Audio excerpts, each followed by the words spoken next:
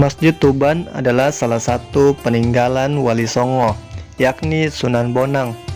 Konon, masjid ini dibangun oleh sang wali hanya dalam satu malam.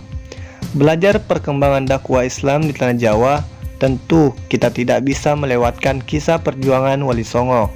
Sunan Bonang dikenal dengan salah satu penyebaran agama Islam dengan cara yang baik, terutama bagi warga pesisir pantai utara. Terlebih di wilayah Desa Bonang, Lasem, Kabupaten Rembang. Di wilayah ini, nama Sunan Bonang terasa sudah sangat melekat di hati setiap penduduknya. Hal ini terbukti dengan dipakainya nama Bonang dengan nama desa tersebut.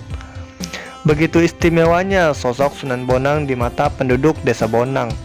Memang bukan tanpa alasan, Sunan Bonang memiliki nama Mahdum Ibrahim, merupakan orang yang pertama kali membangun Desa Bonang, yang sebelumnya adalah sebuah hutan belantara, sehingga beliau sangat dihormati di lokasi tersebut. Disebutkan dalam sebuah artikel berjudul Mengulik Situs Sunan Bonang. Nur Hadi Rangkuti dari Balai Arkeolog Yogyakarta menyebutkan, di bawah kepemimpinan Sunan Bonang, Desa Bonang pernah menjadi salah satu wilayah yang cukup padat. Hal ini terbukti dari temuan sekitar 145 sumur kuno yang diduga dibangun penduduk di masa kepemimpinan Sunan Bonang. Dari sekian banyak sumur, 2 sumur yang berada di masjid dan pesarian disebut memiliki cerita tersendiri.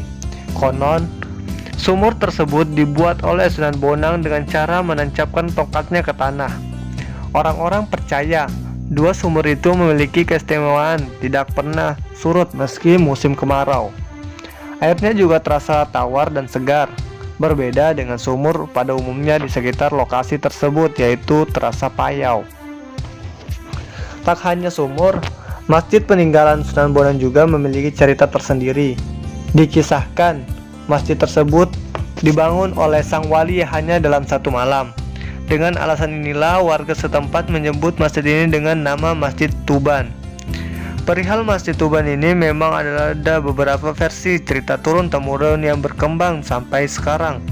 Ada yang perkirakan masjid itu merupakan peninggalan Sunan Bonang, tapi ada pula yang percaya bagian dari Sunan Langgar, salah satu murid Sunan Bonang.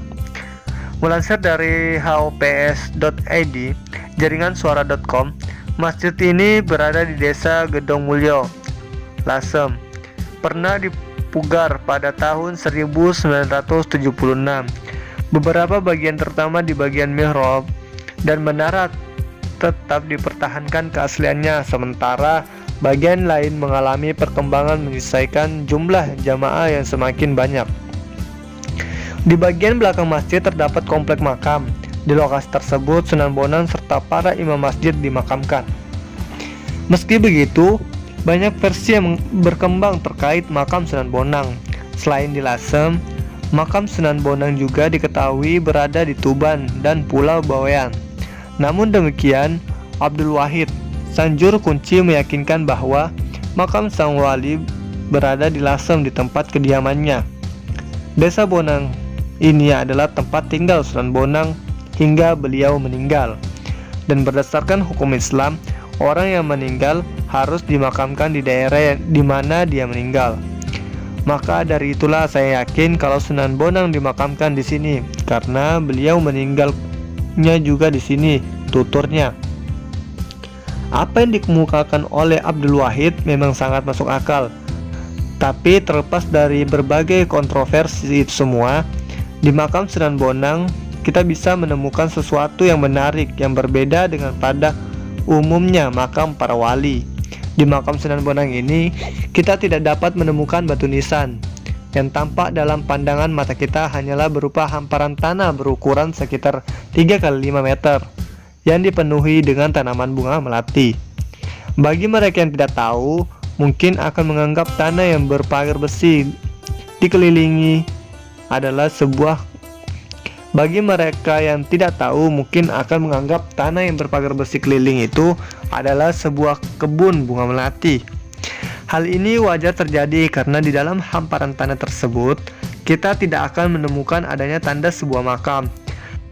Dasar hukum dalam Islam yang menganjurkan agar makam tidak diberi tanda berlebih supaya tidak membuat orang-orang yang masih hidup mengistimewakannya benar-benar diterapkan di sini. Kanjeng Sunan Bonang itu adalah sosok yang sangat teguh dalam menjalankan hukum Islam. Jadi saat beliau meninggal pun konon sempat berwasiat agar tidak memberi tanda pada makamnya. Dalam hal ini pun dipatuhi para pengikutnya. Mereka tidak memasang sesuatu pun yang digunakan sebagai tanda. Bahkan dulu katanya pernah di atas makamnya dibangun sebuah cungkup. Tapi begitu cungkup selesai dibangun, tiba-tiba cungkup itu roboh dengan sendirinya, kata Abdul Wahid.